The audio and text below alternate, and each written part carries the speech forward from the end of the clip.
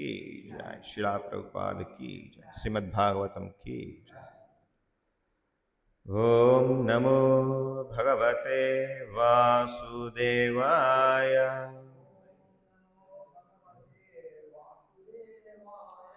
ओम नमो भगवते वासुदेवाय।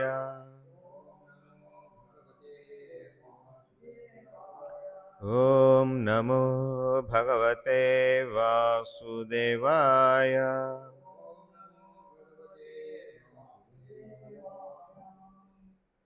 హరే కృష్ణ. ఈరోజు మనము శ్రీమద్ భాగవతంలోని 4వ స్కందములో 3వ అధ్యాయము శ్లోకము సంఖ్య 15. ముందుగా పదపాఠం. ఋషి ఉవాచ ఏవం గిరిత్రః ప్రియయా అభిభాషితః ప్రత్యభ్యదత్త ప్రహసన్ సుహృత్ప్రియః సంస్మారితః మర్మభిదః కువాక్ ఇషూన్ యాన్ ఆహా కహ విశ్వసృజాం సమక్షతః. ఋషిరువాచ ఏవం గిరిత్రః ప్రియయాభిభాషితః ఏవం గిరిత్రః ప్రియయాభిభాషితః ప్రత్యభ్యదత్త ప్రహసన్ సుహృత్ప్రియః ప్రత్యభ్యదత్త ప్రహసన్ సుహృత్ప్రియః.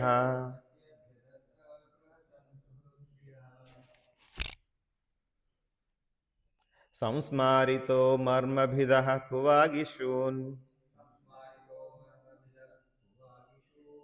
సంస్మారితో మర్మభిదః కువాగిషూన్ యానాః కో విశ్వసృజాం సమక్షతః.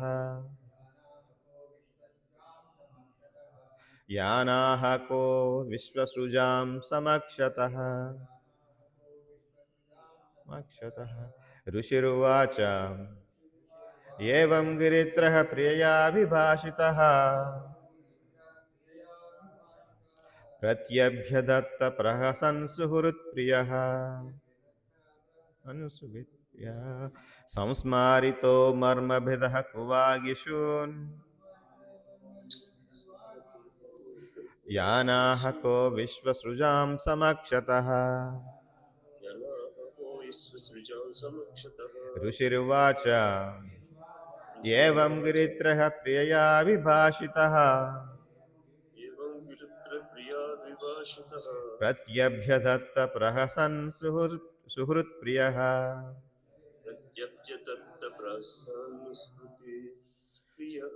సంస్మారితో మర్మభిదః కువాగిషూన్ యానాః కో విశ్వసృజాం సమక్షతః. ఋషిరువాచ ఏవం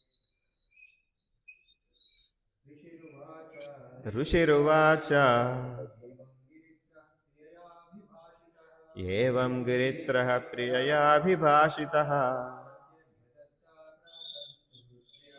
ప్రత్యభ్యదత్త ప్రభహసన్ సుహృత్ప్రియః సంస్మారితో మర్మభిదః కువాగిషూన్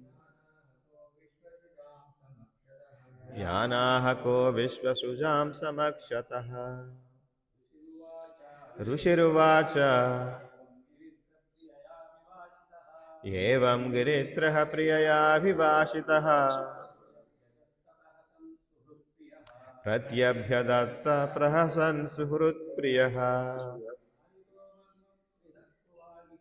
సంస్మారితో మర్మభిదః కువాగిషూన్ యానాః కో విశ్వసృజాం సమక్షతః. ఋషిరువాచ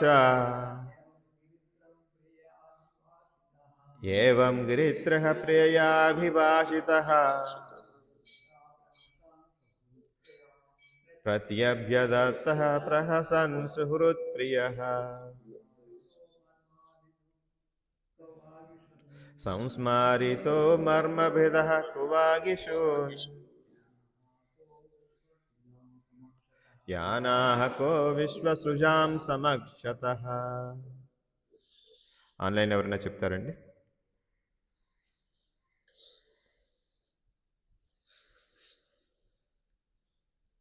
ఏవం ఋషిరువాచ ఋషిరువాచ ఏవం గిరిత్రః ప్రియయా విభాషితః ఏవం గిరిత్రః ప్రియయా విభాషితః ప్రత్యభ్యదత్త ప్రహసన్ సుహృత్ ప్రియః ప్రత్యభ్యదత్త ప్రహసన్ సుహృత్ప్రియః సంసారితో మర్మభిద కువాగిషూన్ సంస్మారితో మర్మభిదః కువాగిషూన్ యానాః కో విశ్వసృజాం సమక్షతః యానాః కో విశ్వసృజాం సమక్షతః.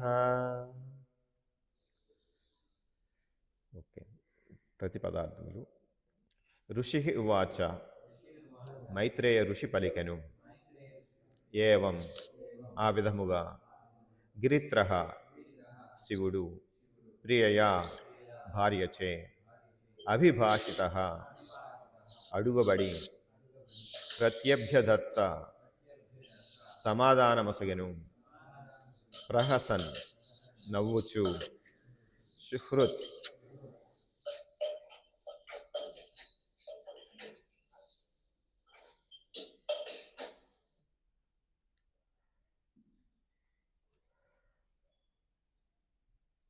ప్రహసన్ నవ్వుచు. సుహృత్ప్రియ, బంధుప్రియుడు. సంస్మారిత, గుర్తుకు తెచ్చుకొనుచు. మర్మభిద, ములుకుల వంటి. కువాక్ ఇషూన్, దూషణ వాక్కులను. యాన్, ఏవైతే. ఆహా, ఆహా, పలికెను. కహ, ఎవరైతే. విశ్వసృజాం, విశ్వపాలకుల. సమక్షతః, సన్నిధిన. భాష్యము మరియు అనువాదము చెప్పినది శిలా ప్రభుపాదులకు జయము జయ. మైత్రేయ ఋషి పలికెను. కైలాసగిరిని ఉద్ధరించినవాడగు శివుడు తన భార్య ఆ విధముగా అడిగినంతటా విశ్వపాలకుల సన్నిధిలో దక్షుడు పలికిన ములుకుల వంటి కువాక్కులను గుర్తుకు తెచ్చుకున్నవాడయ్యును నవ్వుచూ ఇట్లు సమాధానమొసగెను. భాష్యం. దక్షుని గూర్చి భార్య ద్వారా వినినంతటా శివుడు వెంటనే విశ్వపాలకుల సభలో తనకు విరుద్ధముగా అతడు పలికిన కఠోరముగు వాక్కులను గుర్తుకు తెచ్చుకొనెను. ఆ పలుకులను గుర్తుకు తెచ్చుకుని హృదయము నొచ్చినను అతడు భార్యకు ముదమును గూర్చుటకు మందహాసము చేశాను. ముక్త స్థితి యందున్నవాడు ఈ భౌతిక జగమునందలి సుఖదుఖములు రెండింటి యందును సమస్థితిలో నెలకొని ఉండునని భగవద్గీత యందు తెలుపబడింది. కనుక శివుడు వంటి ముక్తాత్ముడు దక్షుని పలుకులచే ఎందులకు అప్రసన్నుడు కావాలనేది ప్రశ్న ఉదయించవచ్చును. దీనికి శ్రీల విశ్వనాథ చక్రవర్తి ఠాకూర్ సమాధానమొసగిరి. శివుడు ఆత్మారాముడే, పూర్తిగా ఆత్మానుభూతి యందు స్థిరుడైన వాడు అయినను తమోగుణావతారమైనందున కొన్ని మార్లు భౌతిక జగత్తులోని సుఖదుఖములచే ప్రభావితుడగుచుండును. ఈ భౌతిక జగత్తుకు చెందిన సుఖదుఖములు మరియు ఆధ్యాత్మిక జగమునకు చెందిన సుఖదుఖముల నడుమ భేదమేమనగా ఆధ్యాత్మిక జగమునందు వాటి ప్రభావం గుణరీత్యా పూర్ణమై ఉండును. ఆ కారణమున పూర్ణ జగత్తునందు దుఃఖభావన కలిగినను ఆ నామమాత్ర దుఃఖము సదా ఆనందపూర్ణమై ఉండును. ఉదాహరణకు బాల్యమున శ్రీకృష్ణుని ఒకమారు యశోద తీవ్రముగా మందలించెను. ఆ కారణముచే ఆ దేవదేవుడు మిగుల రోధించెను. అతడి కన్నుల నుండి నీరు కార్చినను దానిని తమోగుణ ప్రభావముగా భావించరాదు. ఏలయన ఆ సంఘటన ఎంతయు దివ్యానందపూర్ణమై ఉండెను. ఆటపాటలలో శ్రీకృష్ణుడు కొన్ని మార్లు గోపికలకు వ్యధను కలిగించినట్లు గోచరించవచ్చును. కానీ వాస్తవమునకు ఆ వ్యవహారములన్నీను దివ్యానందపూర్ణములు. భౌతిక ఆధ్యాత్మిక జగత్తుల నడుమ భేదమిదియే. సమస్తము విశుద్ధమై ఉండే ఆధ్యాత్మిక జగత్తు భౌతిక జగత్తునందు వికృతముగా ప్రతిబింబించును. ఆధ్యాత్మిక జగత్తునందు సమస్తము పూర్ణమే అయినందున బాహ్యమునకు సుఖదుఖములుగా గోచరించు ఆధ్యాత్మిక వైవిధ్యమునందు నిత్యానందము తప్ప వేరొక భావనయే ఉండదు. కానీ భౌతిక జగత్తునందు సమస్తము త్రిగుణములతో మలినబడి ఉండును కనుక సుఖదుఖ భావనలు నెలకొని ఉండును. అనగా తమోగుణావతారుడు కనుక ఆత్మారాముడయ్యును శివుడు చింతితుడయ్యాను. హరే కృష్ణ. నమో విష్ణుపాదాయ కృష్ణ ప్రేష్టాయ భూతలే శ్రీమతి భక్తి వికాస స్వామినితి నామిని. నమో విష్ణుపాదాయ కృష్ణ ప్రేష్టాయ భూతలే శ్రీమతే భక్తి వేదాంత స్వామినితి నామిని. నమస్తే సారస్వతే దేవే గౌరవాణి ప్రచారిణి నిర్విశేష శూన్యవాది పాశ్చాత్య దేశతారిణి. జయ శ్రీకృష్ణ చైతన్య ప్రభు నిత్యానంద శ్రీ అద్వైత గదాధర శ్రీవాసాది గౌరభక్త వృంద. హరే కృష్ణ కృష్ణ కృష్ణ హరే హరే, హరే రామ రామ రామ హరే హరే. శ్రీమద్భాగవతం 4వ స్కందంలోని 3వ అధ్యాయంలో 15వ శ్లోకం చదువుతున్నాం. దీని ముందర 2 శ్లోకాలు ఉన్నాయి, వాటికి భాష్యం లేదు కాబట్టి ఈ శ్లోకం తీసుకున్నాం. 13, 14 కూడా చూద్దాం.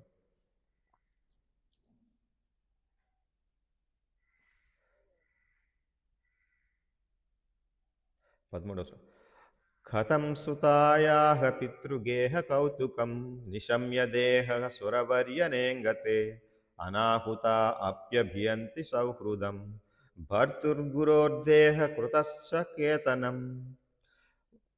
ఓ సురవర్య, పితృగృహమున ఉత్సవ వార్త వినినంతట ఏ పుత్రిక దేహము కలవరచుండకుండును. నేను ఆహ్వానింపబడుట లేదని మీరు తలచినను మిత్రుడు, భర్త, గురువు, తండ్రి యొక్క గృహమునకు ఆహ్వానము లేకునే వెడలుటలో ఎట్టి హాని లేదు. ఇదంతా కూడా శివునికి సతీదేవికి మధ్య జరుగుతున్నటువంటి సంభాషణ. 14వ శ్లోకం. తన్మే ప్రసీదేదమమర్త్య వాంఛితం క్వర్తుం భవాన్ మురునుకో బతార్హతి త్వయాత్మనోర్దేహ మదభ్రచక్షుషా నిరూపిత మానుగృహాన యాచితః. ఓ మృత్యురహితుడా, నా ఎడ ప్రసన్నులై ఈ కోరికను తీర్చుడు. నన్ను అర్ధాంగిగా స్వీకరించితిరి కనుక నా ఎడ అనుగ్రహమును చూపి నా అభ్యర్థను అంగీకరింపుడు. ఇది సతీదేవి శివునితో ఈ విధంగా సంభాషిస్తుంది. మనకి ఇంతకుముందు పూర్వ అధ్యాయంలో చూసినప్పటి నుంచి మనకి ఈ దక్షయజ్ఞంలో సతీదేవి తన దేహత్యాగం చేసింది. ఎందుకంటే తన భర్తకు ఇవ్వాల్సినటువంటి గౌరవం దక్కలేదు కాబట్టి ఆవిడ అది భరించలేక దేహత్యాగాన్ని చేసింది. అసలు ఈ సతీదేవి ఆ యజ్ఞానికి ఎందుకు వెళ్ళవలసి వచ్చింది, ఈ సంఘటనకు దారితీసినటువంటి విషయాలన్నీ మనం చర్చిస్తున్నాం ఇప్పుడు. ఈ అధ్యాయంలో మనం చూడవచ్చు, సతీదేవి ఎప్పుడైతే తన తండ్రి అగు దక్షుడు వేరొక యజ్ఞం మొదలుపెట్టాడు, మొదట జరిగిన యజ్ఞం అంతా రసాభాస అయింది. తర్వాత చాలా కాలం తర్వాత ఆ పగ తీర్చుకోవడానికి శివుణ్ణి ఆహ్వానించకుండా ఒక యజ్ఞం తలపెట్టాడు. అంటే అది చాలా అధర్మ కార్యం. శివుడు లేకుండా యజ్ఞం ఏది ఉండదు. అలాగా అతను వైష్ణవుడు, మహా ఉత్తమ వైష్ణవుడు. అతను లేకుండా, దేవతలందరూ కూడా లేకుండా ఏ యజ్ఞం పూర్తి అవుతుంది. అది విష్ణు భగవాన్ యొక్క ప్రీత్యర్థం జరగాలి. విష్ణు భగవాన్ యొక్క ప్రీత్యర్థం జరుగుతూ వైష్ణవుని ఆహ్వానించకపోతే అది అధర్మబద్ధంగా జరుగుతున్నట్లు లెక్క. అటువంటి యజ్ఞానికి వెళుతున్నారు అందరూ, దేవతలందరూ వెళ్తున్నారు ఆకాశ మార్గాన. అలాగే సతీదేవి యొక్క చెల్లెలు, అక్కలు కూడా వెళ్తున్నారు, కుటుంబ సమేతంగా వెళ్తున్నారు. అది చూసి సతీదేవికి దక్షుడు యజ్ఞం చేస్తున్నాడు అనే సంగతి తెలిసింది. తన తండ్రి తను పిలవకపోయినా నేను వెళ్ళొచ్చు అన్న ఒక ధర్మ సూత్రం పట్టుకుని ఆవిడ ఈ విధంగా అడుగుతుంది శివుణ్ణి. మీరు అనుకోవచ్చు, మనకి పిలవని పేరంటే ఆయనకి వెళ్తున్నావు అని అనుకోవచ్చు. అదేం కాదు. ఇక్కడ నా తండ్రి యజ్ఞం చేసినప్పుడు నన్ను పిలవకపోయినా నేను వెళ్ళొచ్చు. ఇంచేత తండ్రి ఇంటికి వెళ్ళటానికి ఆహ్వానం అక్కర్లేదు. మరి స్నేహితులింటికి, గురువుల ఇంటికి వెళ్ళటానికి కూడా ఆహ్వానం అక్కర్లేదు. అదే కాకుండా చూడండి, పైన ఆకాశ మార్గంలో చూస్తుంటే నా బంధువులే కాకుండా మొత్తం దేవతలందరూ వెళ్తున్నారు. అటువంటి వారందరికీ ఆహ్వానం ఇచ్చినప్పుడు నన్ను పిలవలేదంటే ఏదో పొరపాటు ఉంటుంది, నేను వెళ్ళొచ్చు అని చెప్పేసి ఈ యొక్క ధర్మం మీద, ఈ యొక్క సూత్రం మీద ఆవిడ శివుణ్ణి అడుగుతుంది, నాకు అనుజ్ఞ ఇవ్వండి. చూడండి, ఇక్కడ కూడా ఒక విషయం గుర్తించవచ్చు. ఏదేమైనా సరే భర్త ఆజ్ఞ లేకుండా బయటకు వెళ్ళాలనుకోలేదు ఆవిడ. భర్త అనుజ్ఞ తీసుకుని వెళ్ళాలనుకుంది. అది కూడా మనం పాటించాల్సిన ధర్మం. భర్తకు వ్యతిరేకంగా మనం ఏ పని చేయకూడదని చెప్పేసి మనం గ్రహించుకోవాలి వీళ్ళు. అదేవిధంగా ఆయన్ని కన్విన్స్ చేయడానికి ట్రై చేస్తుంది. ఇక్కడ మనం మాట్లాడుకున్నాం, ఇక్కడ ఎప్పుడైతే సతీదేవి తన కుటుంబ కుటుంబ బాంధవ్యాల మీద ఆసక్తి పెంచుకుని మోహపడి ఈ యొక్క ధర్మం అంటే ఎప్పుడైతే తన భర్తకి పరిచే అవకాశం భర్తను దూషించారు అక్కడ భర్తకి గౌరవం దక్కదు అన్న చోటికి వెళ్ళాలని చెప్పేసి ఆవిడ మనస్సు ఉవ్విల్లూరుతుంది. ఇక్కడ మనస్సు ఉవ్విల్లూరుతుంది. ఇక్కడ సతీదేవి ఏమి ఒక తెలివి తక్కువ మహిళ ఏం కాదు. ఆవిడ చాలా ఉన్నతమైనటువంటి మన దుర్గాదేవి దుర్గాదేవి. దుర్గాదేవి అంటే ఈ జగత్తునంతటినీ పరిపాలించేటటువంటి దుర్గాదేవి. అటువంటి దుర్గాదేవికి కూడా ఈ యొక్క కుటుంబ బంధం మీద ఆసక్తి పెరిగింది.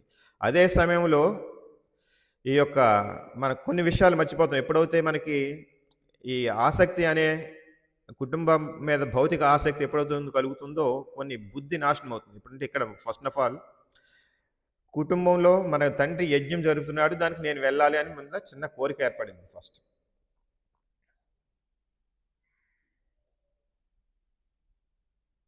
ఇది కుటుంబంతో ఉన్నటువంటి అనుబంధం. తప్పనిసరిగా ఎవరికైనా అది అవుతుంది. అందులో దీంట్లో ఈరోజు శ్లోకంలో చెప్పింది, ఎవరికి ఏ పుత్రికకు ఉండదు, కుటుంబంలో ఎటువంటి ఉత్సాహం జరుగుతుంది, ఇటువంటి ఉత్సవం జరుగుతుంటే వెళ్ళాలని ఏ కూతురికి ఉండదు అని చెప్పేసి అడుగుతుంది శివుణ్ణి ఈ విధంగా. ఇంతకుముందు శ్లోకాలు చూస్తే శివుణ్ణి ఈ విధంగా సంబోధించింది. ఏమని? నీలకంఠుడు. నీలకంఠుడని ఎందుకు సంబోధించింది? ఆయన ఈ ప్రజల శ్రేయస్సు కొరకు, మొత్తం జీవులందరి శ్రేయస్సు కోసం ఆయన విషాన్ని తాగారు. ఎప్పుడు సముద్ర మంథనంలో వచ్చినటువంటి విషాన్ని మొత్తం అంతా పానం చేశారు. ఎందుకు చేశారు ఆయన? ఆ మత్తులో ఊగుదారని కాదు. ఆయన ఈ యొక్క ప్రజలందరినీ, జీవులందరినీ రక్షించాలి. ఈ యొక్క విషం యొక్క ప్రభావం నుండి జీవులందరినీ రక్షించాలని చెప్పేసి కరుణతో ఆ యొక్క విషాన్నంతా తాగి ఈ కంఠంలోనే ఉంచుకుంటారు. అంటే అక్కడ అది మనకేం తెలుస్తుంది? శివుని యొక్క దయార్ద్ర హృదయం కనిపిస్తుంది మనకి. శివుని యొక్క జీవుల మీద ఉన్నటువంటి కరుణ కనిపిస్తుంది. అటువంటి కరుణామూర్తిమైన శివ, నేను మా తల్లిదండ్రులు జరుపుతున్నటువంటి యజ్ఞానికి వెళ్ళొద్దని ఎందుకు అనుకుంటున్నావు? వెళ్తంలో ఉన్న తప్పేంటి అని చెప్పేసి ఇక్కడ అడుగుతుంది ఆవిడ. ఇదే సమయంలో మనం ఏం చేసుకోవాలి? ఆయన ఎంత స్ట్రాంగ్గా ఉన్నా సరే చాలా గట్టిగానే ఉంది వాదన. కానీ ఒక విషయం మర్చిపోతుంది. అక్కడ ఏం మర్చిపోతుంది? అక్కడ వైష్ణవులకి గౌరవం దక్కట్లేదని చెప్పేసి విషయం మర్చిపోతుంది. అక్కడ శివుడి వైష్ణవులో ఉత్తమమైనటువంటి శివునికి అక్కడ రావాల్సిన మర్యాద దక్కట్లేదు. అటువంటి సంఘటనకి మనం వెళ్ళాలనుకుంటున్నాం చూశారు. అక్కడ ఎప్పుడైతే ఈ యొక్క కుటుంబ బాంధవ్యాల మీద ఉన్నటువంటి ఆసక్తి, అనురక్తి, ఈ యొక్క ఆధ్యాత్మిక లేదా ఈ ఆధ్యాత్మిక భావాన్ని అది దాటుకుని ఎక్కువగా ఆ ఆసక్తి పనిచేస్తుంది అనుకోండి, ఇటువంటి ఈ మోహం ఏర్పడుతుంది, ఇటువంటి మనకి భ్రమ ఏర్పడుతుంది. ఇదే భ్రమలు ఇప్పుడు సతీదేవి కూడా అక్కడ ఉంది. మనం చూస్తుంటాం ఇటువంటి విషయాలు మనకి జరుగుతుంటాయి, చాలాసార్లు జరుగుతుంటాయి. వాటిలో మనం జాగ్రత్తగా ఉండాలని చెప్పేసి అనుకుంటున్నాం. చూద్దాం ఇంకా చదివింది. ఇదే సమయంలో ఇక్కడ ఏం చెప్తున్నారంటే, శివుడు కూడా ఈ విధంగా ఆ టైంలో ఎప్పుడైతే సతీదేవి ఇలాగ అడిగిందో అప్పుడు వెంటనే గుర్తు చేసుకున్నారు ఆయన. ఇంతకుముందు జరిగినటువంటి యజ్ఞంలో జరిగిన రసాభాస అంతా చూస్తున్నారు. ఏ విధంగా దక్షుడు దూషించింది, ద్వేషంతో ఉన్నది అంతా గ్రహించి ఆయన ఎంతో కొంత చివుక్కమన్నది ఆయన కూడా మనసు బాధపడింది. ఇప్పుడు అనిపిస్తుంది మనకి తాత్పర్యంలో చెప్పారు. ఏమని చెప్పారు? ఇటువంటి ముక్తాత్ముడైనటువంటి శివుడు కూడా ఎందుకు ఆ విధంగా జరిగింది అని చెప్పేసి అడిగితే శ్రీలా చక్రవర్తి ఠాగూర్లు ఈ విధంగా ఎక్స్ప్లెయిన్ చేశారు. ఆయన తమోగుణ అవతారుగా ఉన్నప్పుడు ఆయన ఈ తమోగుణానికి సంబంధించిన విషయాలకు సంబంధించిన సంగత్యం ఉంది కాబట్టి ఆయన కూడా అప్పుడప్పుడు ఈ విధంగా జరుగుతుందని చెప్పేసి చెప్పారు. కానీ ఈ విధంగా మనం అతన్ని ముక్తాత్ముడుగానే భావించాలి. ఏదేమైనా సరే ఆయన ఎప్పుడు కూడా క్లియర్గానే ఉన్నారు శివుడు. ఇది ఈ విధంగా చూస్తుంటే మనకి దీన్ని బట్టి మనం నేర్చుకోవాల్సింది ఏంటి, ఇక్కడ ఉన్నటువంటి స్థితి ఏర్పడింది ఏంటి, దీంట్లో పాయింట్స్ ఏంటి మనం నేర్చుకోవాల్సిందని మనం అర్థం చేసుకుందాం. మనం ఎప్పుడు కూడా దీంట్లో ఉన్నటువంటి ఒక సూక్ష్మమైన విషయం ఏంటంటే, నాకు నచ్చిన విషయాన్ని సమర్థించడానికి కావాల్సినటువంటి లాజికల్ పాయింట్స్ ఎక్కడెక్కడ ఉంటాయని వెతుక్కుంటాం జనరల్గా. దీనివల్లే మనకి అందరికీ రకరకాల అభిప్రాయాలు ఏర్పడుతుంటాయి. భగవద్గీత ఒకటే, దాంట్లో ఉన్న 700 శ్లోకాలు ఒకటే, అది చెప్పేది ఒకటే, కృష్ణుడు ఒకే భావంతో చెప్పాడు. కాకపోతే మనం అర్థం చేసుకునే భావం వేరు కాబట్టి నేను ఏ విధంగా అర్థం చేసుకుంటున్నానో ఆ అర్థం చేసుకునే భావానికి తగ్గ పాయింట్లు ఎక్కడెక్కడ ఉన్నాయి వాటిని వెతుక్కుంటూ వాటిని మనకి సపోర్ట్ చేస్తున్న పాయింట్స్గా మనం గుర్తించి మన వాదనని అటువైపు తీసుకువెళ్తాం. ఫర్ ఎగ్జాంపుల్,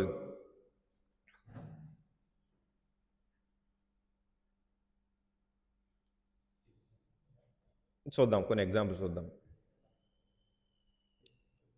ఇలా ఈ విధంగా మనం చూస్తే కొన్ని రకాలైన ఫ్యామిలీ అటాచ్మెంట్, ఇది కుటుంబ బాంధవ్యాల మధ్య ఉన్నట్టు ఆసక్తి. ఇంకొకటి సోషల్ ఎక్స్పెక్టేషన్స్. నేను ఇక్కడ ఇది ఫ్యామిలీ రిలేషన్షిప్ కాబట్టి సతీదేవి శివునికి సంబంధించిన సంవాదం గుర్తు చేస్తుంది. అలాగే సోషల్ ఎక్స్పెక్టేషన్స్, ఇక్కడ దక్షుడికి శివుడికి మధ్యన ఎటువంటి భావం ఎందుకు వచ్చింది? అది దక్షుడు ఎప్పుడు కూడా నేను గొప్పవాడిని, శివుడు ఆ విధంగా ఉండడు, అతను గొప్పవాడు కాదు, నాకన్నా అధమమైన వాడు, అతను నన్ను గౌరవించాలి. ఇది గర్వంతో కూడినటువంటి భావోద్వేగంతో అతను శివుడితో వైరం పెట్టుకున్నాడు, ద్వేషం పెట్టుకున్నాడు. ఇది కూడా ఒక భావోద్వేగంతో ఏర్పడేటువంటి మనస్పర్ధ. ఇది కూడా గ్రహించాలి. ఇటువంటివన్నీ కూడా మనకి ఎమోషన్స్, ఈ భావోద్వేగాలన్నీ కూడా మనని లాగుతుంటాయి. ఇక్కడ లాగుతున్నప్పుడు మనం ఏ విధంగా కంట్రోల్ చేసుకోవాలి అనేది మనం చూద్దాం.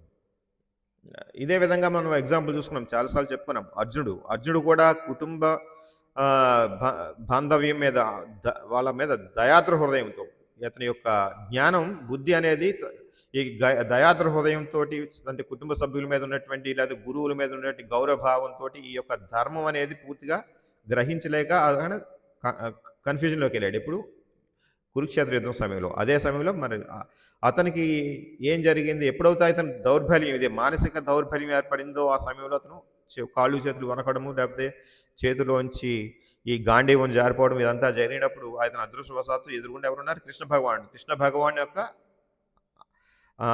ఆశ్రయం తీసుకున్నాడు, ఆయన శిష్యరికం తీసుకున్నాడు.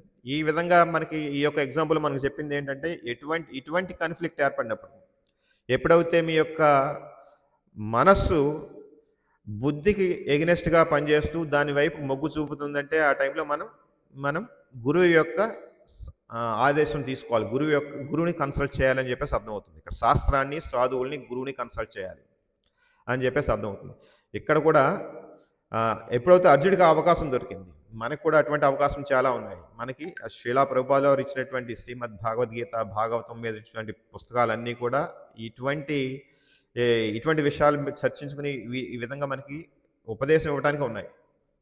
ఇక్కడ ఇటువంటి సమయాల్లో మనం చేసే తప్పు ఏంటంటే, ఖచ్చితంగా అందరూ చేస్తారు, కన్సల్టేషన్ చేస్తారు. కాకపోతే అక్కడ నా పాయింట్ ఎవరు సపోర్ట్ చేస్తున్నారని చూస్తారు, అంతేగాని ఇక్కడ ఎవరు నాకు ఆదేశాన్ని ఇస్తారని చూడరు ఎవరు. నేను ఇప్పుడు వెళ్ళాను, నాకు ఇప్పుడు ఏదో మేనేజ్మెంట్ ఏదో ఒక రూల్ పాస్ చేసింది, ఆ రూల్ నాకు నాకు నచ్చలేదు. ఇమీడియట్గా నేను ఏం చేస్తానంటే నలుగురిని కన్సల్ట్ చేస్తాను. ఇలాగా ఏం చేస్తాను, ఇదిగో ఏదో మార్నింగ్ ప్రసాదం ఒకవేళ 9:30 కాదు 11కి పెడతాను అన్నారు అనుకోండి, రూల్ వచ్చింది అది. ఫర్ ఎగ్జాంపుల్ నేను ఏమనుకుంటున్నాను, అదేంటి ఇంత లేట్గా పెడతారు, ఇలాగైతే తప్పు కదా అని చెప్పేసి దానికి కావాల్సిన జస్టిఫికేషన్ పాయింట్స్ అని నేను వెతుక్కుంటాను.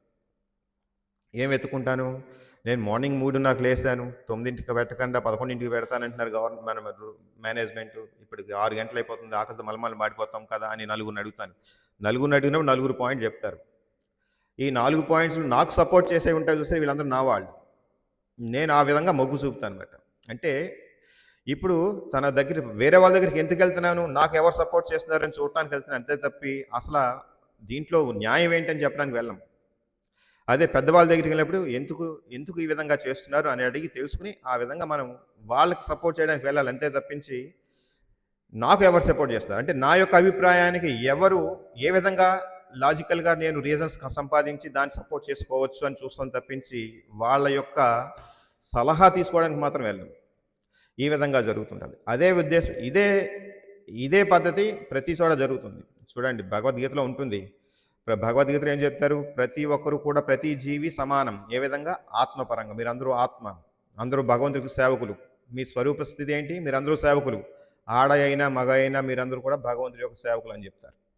మరి అటువంటిప్పుడు కొంతమంది ఏం చేస్తారంటే ఆడవాళ్ళు మగవాళ్ళు సమానమే అని చెప్పేసి తీస్తుంటారు. అంటే ఇక్కడ మనం వాడికి అర్థమైంది ఏంటి, ఆత్మపరంగా చూస్తే అందరూ సమానమే అన్నారు కదా, కాబట్టి మీరు ఆడవారిని మగవాడిని ఎందుకు తేడాగా చూస్తున్నారు అని ఒక పాయింట్ చూసుకుంటాడు అంతే. ఆ పాయింట్ తీసుకుని వాళ్ళు ఏం చేస్తారంటే ఈ విధంగా ఎప్పుడైతే ఆడవాళ్ళని సమానం మగవాళ్ళతో సమానం అని చెబుతూ ఉన్న పాయింట్స్ అని గుర్తు చేసుకుంటాడు, రాగుతాడు పాయింట్స్ అని తీసుకొస్తుంటాడు. తీసుకొచ్చి ఇదిగో భగవద్గీతలో ఈ పాయింట్స్ ఉన్నాయి, శ్రీలా ప్రభుపాద ఈ పాయింట్స్ చెప్పారు కాబట్టి మన అందరూ సమానం, ఇక్కడ తేడా చూడకూడదు అని వాళ్ళు లాక్కొస్తుంటాడు.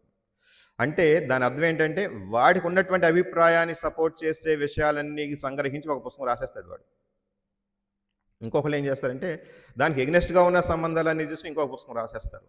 అలాగే ఈ విధంగా ఉంటుంది. కాకపోతే ఇక్కడ ఉన్నటువంటి విషయాన్ని అర్థం చేసుకోవాలి ఎవరు. చూడండి, జీ ఆత్మ అనేది, పాములు కూడా ఆత్మ ఉంటుంది, అదే ఆత్మ.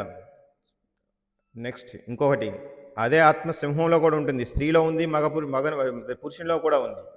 అంత మాత్రాన స్త్రీ పురుషుడు లేకపోతే పాము పులి అందరూ సమానమైపోతారా? వారికి తర్వాత, దాని తర్వాత ఇంకొక భేదం ఉంది, దాని తర్వాత ఇంకొక ఆవరణ ఉంది, దేహం ఉంది. ఆ దేహానికి సంబంధించిన గుణాలను బట్టి మనం వేరుగా చూడాలి. దేహంలో ఉన్నటువంటి ఆత్మ సంబంధంగా చూస్తే మనం అందరం సమానంగా చూడాలి. చూడండి, ఫర్ ఎగ్జాంపుల్ ఇప్పుడు స్కూల్కి వెళ్ళామనుకోండి, స్కూల్కి వెళ్తే స్కూల్కి టీచర్కి 100 స్టూడెంట్స్ సమానమే. ఏ విధంగా? అందరూ స్టూడెంట్సే నేర్చుకోవడానికి వచ్చారు, అందరూ సమానమే. అందరూ సమానమే అని కాబట్టి అందరికి సమానమే కదా స్టూడెంట్స్ అంటే. సమానంగా ట్రీట్ చేయాలా టీచరు? అంత మాత్రాన ఎగ్జామ్స్లో అందరికీ 100 మార్కులు వేసేస్తాడా? ఎందుకు వేయరు? సమానమే కదండి, మీ అందరికీ స్టూడెంట్స్ సమానమే కదా. అందరికీ 100 మార్కులు, నాకు 100 మార్కులు వేస్తే నాకు 90 మార్కులు, 35 మార్కులు ఎందుకు వేస్తున్నావు? అందరూ సమానమే కదా స్టూడెంట్స్ అంటే మీకు. అలాగే ఒక ఆర్గనైజేషన్ చూసుకున్నాం అనుకోండి, ఒక ఆర్గనైజేషన్ చూసుకుంటే దాంట్లో ఉన్న ఎంప్లాయీస్ అందరూ సమానమే. యాజమాన్యానికి ఆర్గనైజేషన్లో ఉన్నటువంటి సిబ్బంది అంతా కూడా సమానంగా చూడాలి. అంత మాత్రం అందరికీ సమానమైన జీతం వస్తుందా? అందరికీ సమానమైన వర్క్ ఉంటుందా? వాడి స్థితిని బట్టి, వాడి జ్ఞానాన్ని బట్టి సమానం. కానీ అడిగితే మా యొక్క సిబ్బంది అంతా మాకు సమానం, ఈక్వల్ అంటారు. ఏ విధంగా ఈక్వల్? ప్రతి ఒక్కడు టైంకి రావాలి, టైంకి వెళ్ళాలి, ప్రతి ఒక్కడు నెలకి జీతం ఇస్తారు. ఈ విధంగా వాళ్ళందరినీ సమానంగా చూడాలి, మొత్తం అందరి బాగోగులు చూడాలి. అంతే తప్పించి సమానం అన్నాం కదా అని చెప్పేసి అందరికీ ఒకే రకమైన ఉండదు. చూడండి, ఈవెన్ తల్లికి పిల్లలందరూ సమానమేనా కాదా? అవునా? తల్లికి పిల్లలందరూ సమానమే. అంత మాత్రాన పెద్దవాడికి చిన్నపిల్లవాడికి ఒకే రకంగా భోజనం పెట్టదు. చిన్నపిల్లవాడికి గోరుముద్దలు తినిపిస్తుంది, అదే పెద్ద పిల్లవాడికి పిల్లలు పెడదు. అదేంటంటే ఇద్దరిని సమానంగా చూడట్లేదని ఇద్దరికి గోరుముద్దలు పెడితే బాగుంటుందా? ఇద్దరికి ప్లేట్, ఒకరికి చిన్నపిల్లవాడికి ప్లేట్ ఇసిరేసి పెద్దవాడికి ప్లేట్ పెట్టేస్తే తినంటే చిన్నపిల్లవాడు తింటాడా? అంటే మనం తెలుసుకోవాల్సింది ఏ విధంగా సమానం, ఏ విధంగా సమానం కాదనే జ్ఞానం, భేదము అభేదం కూడా చూడాలి. అది నేర్చుకోవాలి, తెలివితేటలు, అది వివేకం. ఇక్కడ చాలామంది అడుగుతుంటారు మనల్ని, ఇస్కాన్ కృష్ణ కాన్షియస్ వాళ్ళని, మీరు అందరూ జీవి, అందరూ ఆత్మ అంటారు కదండి, ఎందుకు వీరికి వేరువేరుగా చూస్తారని అడుగుతారు. అంటే వాళ్ళు చూడలేకపోతే తెలియట్లేదు అనమాట. ఆ విధంగా ఇదే కాన్సెప్ట్లో కుల వివక్ష కూడా వస్తుంది. కుల వివక్షలో కూడా వాళ్ళు ఎక్కువ తక్కువ ఎందుకు ఉన్నారని చెప్పేసి అడుగుతారు. ఎవరు ఎక్కువ కాదు, ఎవరు తక్కువ కాదు, అందరికీ మోక్షం సంపాదించే అవకాశం భగవంతుడు ఇచ్చారు. సేవ చేసిన భగవంతుని సేవ చేయడం ద్వారా అందరికీ కూడా భగవంతుని యొక్క అనుగ్రహం పొందడానికి ప్రతి ఒక్కరికి, ఏ ఆశ్రమంలో ఉన్నా సరే, ఏ వర్ణంలో ఉన్నా సరే, వారికి అనుగ్రహం పొందుతుంది. చూడండి, భగవంతుడు ఇక్కడ పూజారి పువ్వులు భగవంతుడికి అర్పిస్తున్నారు. ఆయన ఆ పువ్వులు ఎక్కడి నుంచి వచ్చినాయి? ఒక తోటమాలి పూల చెట్లు పెంచితేనే కదా వచ్చినాయి. అంత మాత్రమే అక్కడ తోటమాలి ఏదో చిన్నవాడు, లేకపోతే ఇక్కడ పూజారి పెద్దవాడేం కాదు. భగవంతుడికి ఇద్దరూ దగ్గరే. భగవంతుడికి ఇక్కడ పూజారి ఎంత దగ్గరో అక్కడ తోటమాలి కూడా అంతే దగ్గర అవుతాడు. ఇక్కడ పూజారికి ఎంత పుణ్యం వస్తుందో, ఎంత భక్తియుత సేవతో చేస్తాడో, అక్కడ తోటమాలి కూడా అంతే భక్తితో పెంచుతాడు. ఆ మొక్కను ఎంత తీసుకుంటాడో, ఇది భగవంతుడి యొక్క మొక్క, అది భగవంతుడికి పువ్వులు ఇస్తుంది కాబట్టి దాన్ని ప్రేమగా చూసుకుంటాడు మొక్కని. అలాగే ఇక్కడ పూజారి కూడా చాలా శ్రద్ధగా భగవంతుడికి అర్చన చేస్తుంటాడు. అంత మాత్రాన్ని ఇక్కడ ఆ వర్ణం కాదండి, ఈ వర్ణం కాదండి చాలాగా చూడాల్సిన అవసరం లేదు. ఇప్పుడు ఇంతకు వచ్చిన బాధల్లో ఏంటంటే, వీంట్లో అల్పజ్ఞానులు ఏం చేస్తారంటే, వాడు తక్కువ వీడెక్కువ ఈ యొక్క భేదాలు తీసుకొచ్చి అందరి మధ్యన వివక్షత చూపించి దాన్ని పెద్ద చేసి పబ్బం గడుపుకుంటుంటారు. దీన్ని తెలివైన వారు కంట్రోల్ చేసుకోవాలి. ఇంతకీ ఇప్పుడు ఈ సిచ్యువేషన్ ఎందుకు వస్తుందంటే, ఈ బుద్ధి మనసు మధ్య ఉన్నటువంటి సింక్రనైజేషన్ ప్రాబ్లం. యాక్చువల్లీ బుద్ధి ఏం చెప్తుంది? ఇటువంటి సమస్య వచ్చినప్పుడు కాదు ఇది, అక్కడ సతీదేవి సిచ్యువేషన్ చూసుకున్నా, లేకపోతే అర్జునుడి సిచ్యువేషన్ తీసుకున్నా, అక్కడ ఆ సంఘటనకు వెళ్తే వైష్ణవుడైన బట్టి భర్తకు అగౌరవపరుస్తారు కాబట్టి దీన్ని అవాయిడ్ చేయాలి, అది బుద్ధి చెప్తుంటుంది. కానీ మనసు ఏం చెప్తుంది? కాదు, అక్కడ నా చెల్లెండ్రు వస్తారు, అక్కలు వస్తారు, వారితో నేను ముచ్చటించాలి, ముచ్చటించుకోవాలి. ఈ యొక్క ఉంది చూశారు, అది ఎప్పుడైతే డామినేట్ చేస్తుందో ఈ యొక్క బుద్ధిని, అది వివేకం నశించినట్టయి ఇది అటువైపుకి వెళ్తుంటాం. ఈ విధంగా మనం ప్రతి విషయంలో కూడా మనకి ఏది ఈ యొక్క ఆధ్యాత్మిక సాధనకి ఏది దోహపడుతుంది దాని వైపుకే మొగ్గు చూపుతుంది ప్రతి పాయింట్లో. ఈ విధంగా మనం మన యొక్క ఆలోచన విధానాన్ని మార్చుకోవాలి. బుద్ధి ఎప్పుడు కూడా ఈ మనసు వెళ్ళి బుద్ధి కంట్రోల్లోకి ఉండాలి. బుద్ధి ఎప్పుడు కూడా పవిత్రంగా ఉండాలి. దాంట్లో డౌట్ లేదు. బుద్ధి పవిత్రం కాకపోతే మొత్తం నాశనం అవ్వకుండా దాన్ని పక్కన పెట్టేసి టోటల్‌గా వేస్ట్ అది. బుద్ధి పవిత్రంగా ఉండాలి. బుద్ధి పవిత్రంగా ఉండాలంటే ఏం చేయాలి వాళ్ళు? మనకి ఇటువంటి శాస్త్రాలు భగవద్గీత, భాగవతం శాస్త్రాలు, సాధు సంఘం ఈ విధంగా గురువు యొక్క ఆశ్రయం పొంది ఈ సాధన చేస్తున్నప్పుడల్లే మన బుద్ధి పవిత్రమవుతుంది. బుద్ధి అనగానే జ్ఞానం పవిత్రమవుతుంది. ఇక్కడ చూడండి బుద్ధికి, మనసుకి మనం ఏ విధంగా తేడా చూపించాలంటే చెప్తాను చూడండి. బుద్ధి ఎప్పుడు కూడా ఇన్ఫర్మేషన్, జ్ఞానం ఉంటుంది దాంట్లో. దాంట్లో ఇంకేమి పార్షియాలిటీ ఉండదు. చూడండి మనకున్న జ్ఞానం మ్యాథమెటిక్స్ లాంటిది. ఎలాగంటే 1+1 ఎంత? 1+1 ఎంత? 2. అది ఎప్పుడు మారదు ఎక్కడైనా సరే. మీరు కోపంగా ఉన్నా సరే, ఏ విధంగా ఉన్నా సరే 1+1 మారదు. కాకపోతే ఒకప్పుడు మారుతుంది. నేను మా అమ్మాయికి ₹2 ఇవ్వాలనుకోండి, 1+1 ₹2 ఇవ్వాలి. నేను అమ్మాయి కదా ₹3 ఇచ్చేయచ్చు. ఇక్కడ ఏమవుతుంది? మనసు దాంట్లో ఇన్వాల్వ్ అవుతుంది. బుద్ధి ఏం బుద్ధి ప్రకారం చూడండి 1+1 ₹2 ఇవ్వాలి. ఇదే నా కూతురు అయితే పర్వాలేదులే 1+1 అంటే దాంట్లో మనసు యాక్ట్ అవుతుంది. మనసు కలుస్తుంది. ఇక్కడ ఏంటి? ప్రేమయుతంగా నా యొక్క బుద్ధి మిక్స్ అవుతుంది. అదే నావాడు కాదనుకోండి, కొద్దిగా తగ్గించేద్దాంలే ₹1+1.5. ఇక్కడ ఏమవుతుంది? మనస్సు మిళితం అవుతుంది బుద్ధితోటి. ఇక్కడ ఈ విధంగా మీ యొక్క బుద్ధి ఎప్పుడు కూడా పవిత్రంగా ఉంటే 1+1 2 అని తెలిసి చెప్తుంది. అక్కడ మనకి బుద్ధి ఎప్పుడు వైష్ణవులకి అపరాధం జరుగుతుంది, ద్వేషిస్తున్నారు, ఇక్కడికి వెళ్ళకూడదు అనేది బుద్ధి చెప్తుంది. కానీ మనసు ఏమవుతుంది? ఇలాగా. ఇదే విషయం చాలా చోట్ల జరుగుతుంది. మనలో కూడా గృహస్థులో బాగా జరుగుతుంటుంది. గృహస్థులకి చూడండి, మనం ఎక్కువగా మన చుట్టాల ఇళ్ళకి పార్టీలకు వెళ్తుంటాం. అక్కడ ఏం చెప్తుంది? బుద్ధి చెప్తుంది. ఇక్కడ వైష్ణవ కథ వినిపించదు, హరికథ ఏమి వినిపించదు. అక్కడ ఏం వినిపిస్తుంది? గ్రామ్య కథ వినిపిస్తుంది బాగా. గ్రామ్య కథ అంటే ఏంటి? వాడు ఎలా చేశాడు, వీడు ఎలా చేశాడు, వాడు ఎంత సంపాదించాడు, వీడెంత సంపాదించాడు, వాడు ఎన్ని కోట్లు, ఎన్ని భవనాలు, లేకపోతే ఎన్ని కార్లు, కొత్త కారు ఏంటి, లేకపోతే యుద్ధం ఎందుకు జరుగుతుంది, ఎప్పటివరకు జరుగుతుంది, బంగారం ఎలా పెరుగుతుంది, ఇదే మాటలు కదా. ఆ విషయం మనకు తెలుసా తెలీదా? తెలుసు. అక్కడ ఎవరు హరికథ చెప్పరు, కృష్ణ కథ చెప్పరు. ఆ విషయం బుద్ధి చెప్తుంటుంది, రే ఇక్కడికి వెళ్ళకురా, నీ టైం వేస్ట్ అవుతుందని. కానీ మనసు ఏం చెప్తుంది? అయ్యో అక్కడికి వెళ్ళాలి, అక్కడికి వస్తారు, మా ఫ్రెండ్స్ వస్తారు, గురువులు వస్తారు, మా బంధువులు వస్తారు, అక్కడికి వెళ్ళకపోతే ఎలాగా, నేను వాళ్ళతో దూరం అయిపోతానేమో, ఈ బాధ అన్నీ పట్టును తీరుతుంది.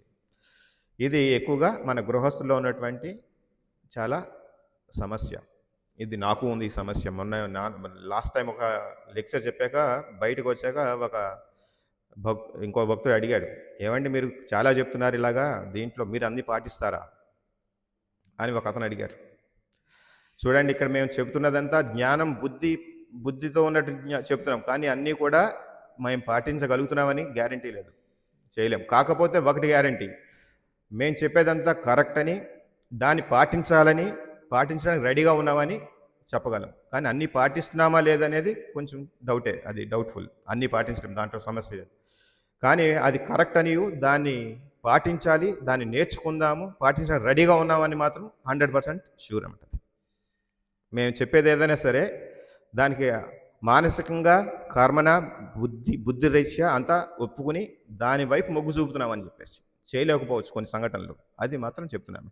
అలాగే ఇది మనం అన్నీ కూడా నేర్చుకోవాలి. ఇక్కడ ఏమనిపిస్తుంది అంటే, ఈ ధర్మం ఎలా కనిపిస్తుంది అంటే, అర్జున విషయంలో చూసినా, సతి విషయంలో చూసినా చాలా ఇది సహజం కదా. తల్లి ఈ కూతురు తండ్రి ఇంటికి వెళ్ళడం సహజం, అది దాన్ని ఎవరు ఆపుతారు. కాకపోతే సహజమైన సరే భర్త ఇంటికి వెళ్ళాక భర్త అనుజంతో వెళ్ళాలని మాత్రం గ్రహించుకోండి, అదొకటి. అలాగా నాకు అధికారం కూడా ఉంది తండ్రి ఇంటికి వెళ్ళడానికి. ఇటువంటి పాయింట్ ఆవిడ లాజిక్ ఈ విధంగా తన వైపు లాక్కుంటుంటాం. మనం ఇదే విషయం పలు విషయాల్లో మనం ఇదే జరుగుతుంటుంది, ప్రతి ఒక్కడు కూడా అనుకుంటుంటాడు.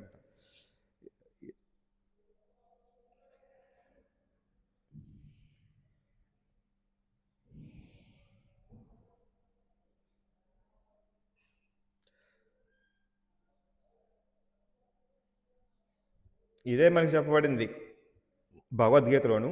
ఈ యొక్క మనస్సు, కోరికలు, ఇంద్రియాలు ఏ విధంగా మోహపడతాయి, ఏ విధంగా జరుగుతుందని చెప్పేసి మనకి భగవద్గీతలో మనకు భగవానుడు ఈ 2 శ్లోకాల ద్వారా చెప్పారు. ధ్యాయతో విషయాన్ పుంసః సంగస్తేషూపజాయతే సంగత్ సంజాయతే కామః కామాత్ క్రోధోభిజాయతే. అంటే ఏంటి? ఇంద్రియార్థములను గూర్చి ధ్యానించినప్పుడు ఒకరు వాటి పట్ల ఆసక్తిని పెంచుకొనును, అట్టి ఆసక్తి నుండి కామము ఉత్పన్నమగును, కామము నుండి క్రోధము కలుగును. 63వ శ్లోకం. క్రోధాద్భవతి సమ్మోహాత్ స్మృతి విభ్రమ స్మృతిభ్రంశాత్ బుద్ధినాశాత్ ప్రణశ్యతి. ఇక్కడ చూడండి, ఇదే జరుగుతుంది మనకి. ఇక్కడ దక్షుడు ఏ విధంగా నాశనం అయ్యాడంటే తన యొక్క అహంభావం వల్ల, దానికి అటాచ్మెంట్, దానికి ఆసక్తి, తన యొక్క ఈగో సాటిస్ఫై అవ్వాలి, దానికి కట్టుబడిపోయాడు, దానికి బద్ధుడైపోయాడు, ఆ విధంగా నాశనం అయిపోయాడు. అక్కడ ఆ సమయంలో అతనికి బుద్ధి నశించింది. బుద్ధి, అతను జ్ఞానవంతుడే, గొప్ప ప్రజాపతి, బ్రహ్మదేవుని యొక్క పుత్రుడు, చాలా ఉన్నతమైన, అయినప్పటికీ బుద్ధి ఉంది, కానీ ఈ యొక్క గర్వంతో ఈ యొక్క బుద్ధి నశించింది అతనికి. అలాగే సతీదేవి కూడా ఇక్కడ కుటుంబం మీద ఉన్నటువంటి ఆసక్తితోటి, ఆ ఆనందం మళ్ళీ చూడాలన్న ఉద్దేశంతో ఈ యొక్క వైష్ణవుకి అక్కడ అపనింద జరుగుతుంది అని చెప్పేసి ఆ విషయం గ్రహించలేకపోయింది. ఈ విధంగా మనకి భగవద్గీతలో భగవంతుడు ఆ విధంగా చెప్తున్నారు.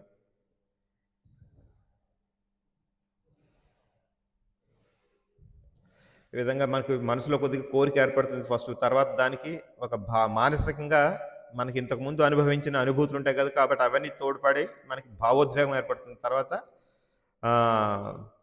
చాలా ఇటువంటి ఆర్గ్యుమెంట్స్ అని మనకి పూలప్ చేసుకుంటాం మనకి స్ట్రాంగ్ కోసం.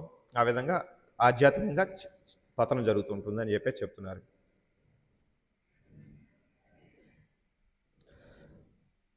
అంటే ఇక్కడ దీన్ని బట్టి మనం తెలుసుకోవాల్సింది ఏంటంటే, సాంఘికంగా సామాజికంగా మంచిదే అనుకున్న ప్రతి విషయం కూడా ఆధ్యాత్మికంగా కరెక్ట్ అవుతుందని మనం అనుకోకలేదు. చూడండి, ఇక్కడ అర్జునుడు చెప్పిన పాయింట్లన్నీ కరెక్టే. ఏ విధంగా చూసినా యుద్ధం చేయడం మంచిది కాదు, సామాజికంగా సాంఘికంగా అది ఏమాత్రం అభివృద్ధి పడేది కాదు, అభివృద్ధి చెందేది కాదని చెప్పేసి, మనకి అభివృద్ధి ఇచ్చేది కాదని చెప్పేసి తెలుసు అందరికీ. అయినప్పటికీ యుద్ధం చేయాలి, ధర్మప్రదంగా చూస్తే. ఈ విధంగా చూస్తే ఇవన్నీ కూడా భౌతికంగా మంచిదే కదా, తప్పేం కాదు కదా అనిపిస్తుంది. ఇక్కడ సతీదేవి వాదించేది, అక్కడ అర్జునుడు వాదించింది మీరు చూస్తే, భౌతికంగా చూస్తే తప్పేం కాదు, ఇది చేయొచ్చు అని అనిపిస్తుంది. కానీ ఇది ఆధ్యాత్మికంగా రైట్ అవ్వాల్సిన అవసరం లేదు, రైట్ అవ్వలేదని మనకు తెలుస్తుంది కదా. ఈ విధంగా అనమాట. చూడండి, ఎప్పుడైతే మనకి ఇది మనం ఆలోచించుకునే వేరే చోటుకి వెళ్తే ఖచ్చితంగా అక్కడ గాసిప్స్, మన భౌతికంగా మన బంధువులకి లేకపోతే ఎవరైతే కృష్ణా కాన్షియస్లో లేని వారికి వెళ్తే ఖచ్చితంగా అక్కడ ఇది జరిగేది ఇదే. ఏంటి, ఎక్కువగా ఇంటాక్సికేషన్, లేదంటే దేనికో దానికి మనం అక్కడ కాఫీలు, టీలు, లేకపోతే తినుబండారాలకి అది మనకి వ్యామోహం ఉంటుంది. అక్కడ గాసిప్స్, అక్కడ జరిగే అన్నీ కూడా వారి మీద వీరి మీద చెప్పుకోవడం, చాడీలు చెప్పుకోవడం, లేకపోతే గొప్పలు చెప్పుకోవడం జరుగుతుంది. ఈ విధంగా అక్కడ డివోటీస్కి కావాల్సినటువంటి విషయాలు ఉండవు. కాబట్టి అటువంటి వాటిని త్యజించాలని చెప్పేసి మనం నేర్చుకోవాలి. దానికి త్యజించడానికి రెడీగా ఉండాలి ఫస్ట్. మీరు అన్నీ త్యజిస్తున్నారా లేదనేది అది మీ యొక్క ఇంప్లిమెంటేషన్లో ఉంటుంది. అది దాని ఒక్కొక్కరు ఒక్కో రేంజ్లో ఉంటారు. కాకపోతే వాటన్నిటిని త్యజించాలి అని ఒప్పుకొని దానికి సిద్ధంగా ఉండడం అనేది మీ యొక్క రెడీనెస్. మీకు భగవంతుడు అది చూస్తారు ఫస్ట్. అది చూసి గురువు కూడా అటువంటిదే చూసి ఆయనకి దీక్ష ఇవ్వడం, తర్వాత సాధన చేయడానికి చేస్తారు. వీడి యొక్క భావం ఎలా ఉంది, ఈ యొక్క శాస్త్రం మీద అతనికి నమ్మకం ఉందా లేదా. చూడండి, ఇక్కడ భావం ఎవరైతే శాస్త్రాన్ని ఒకవేళ నమ్మకపోతే వాడు నాస్తికుడు సమానం అని చెప్పేసి చెప్తుంది. నాస్తికుడు అంటే భగవంతుడు పూజించకపోవడమే కాదు, ఈ శాస్త్రాలు, గురువులు, లేకపోతే ఆధ్యాత్మిక వీటి మీద నమ్మకం లేకపోతే వాడు నాస్తికుడే. ఆ విధంగా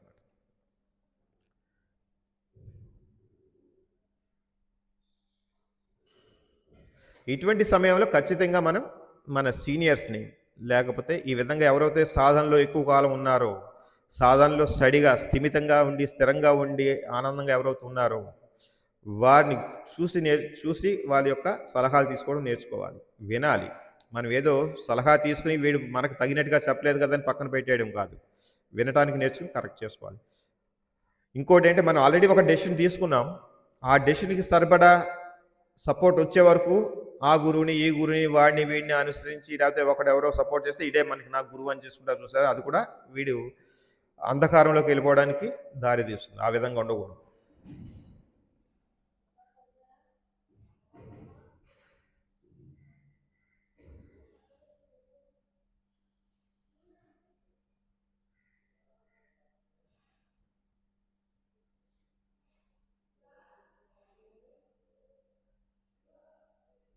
ఇక్కడ మనం చూస్తుంటే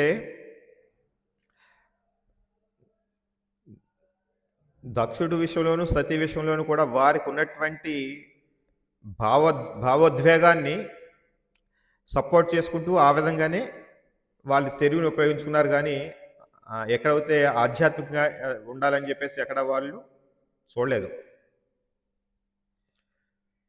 ఈ విధంగా మనకి అజామిలిన్ విషయంలోను కానీ లేకపోతే పురూరవుడు ఊర్వశి విషయాల్లో కూడా వారి యొక్క ఎమోషన్స్కి భావోద్వేగాలకి సంబంధించిన వైపే తిరిగారు వాళ్ళు. కాబట్టి వారు కొద్దిగా పతనం చెందారని చెప్పేసి మనం చూసుకోవచ్చు.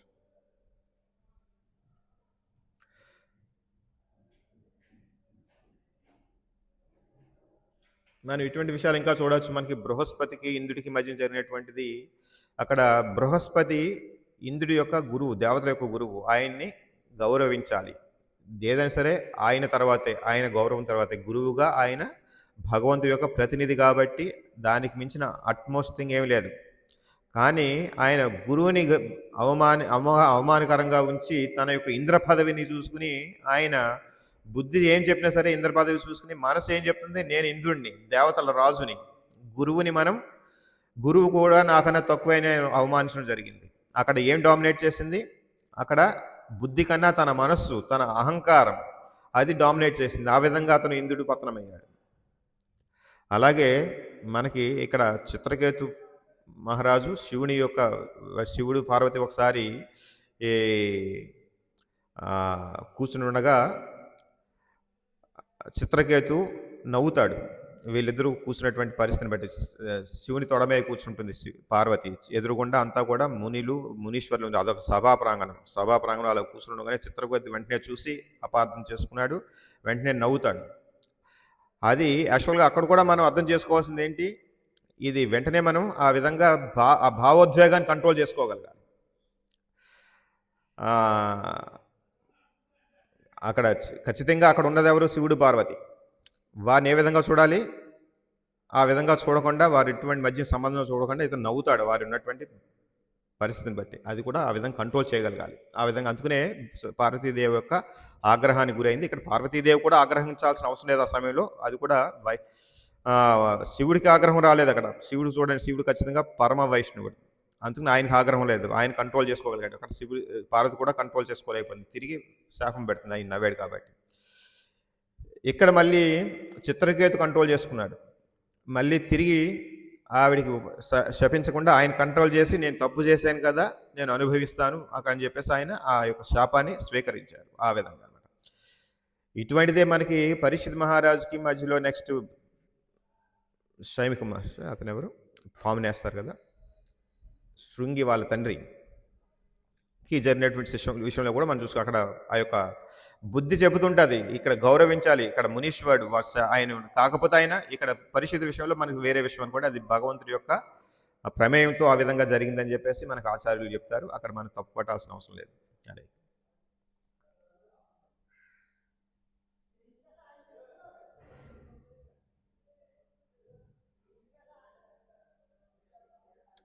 ఈ విధంగా మనకి రకరకాల భావోద్వేగాలు అంటే ఈ కుటుంబం మీద ఉన్నటువంటి ఆసక్తి ద్వారా ఏర్పడినటువంటి భావం ద్వారా కానీ, లేకపోతే ఫియర్ ఒక భయంతో కానీ, లేకపోతే ఒక యాంగ్జైటీ ద్వారా కానీ, లేకపోతే ఒక గర్వంగా అధికార దర్పంతో కానీ వచ్చినటువంటి భావోద్వేగాలు ఏదైనా సరే మనం వాటిని భౌతికంగా వాటిని ఉపయోగించకుండా వాటిని భగవంతుడి వైపు ఉపయోగించాలి.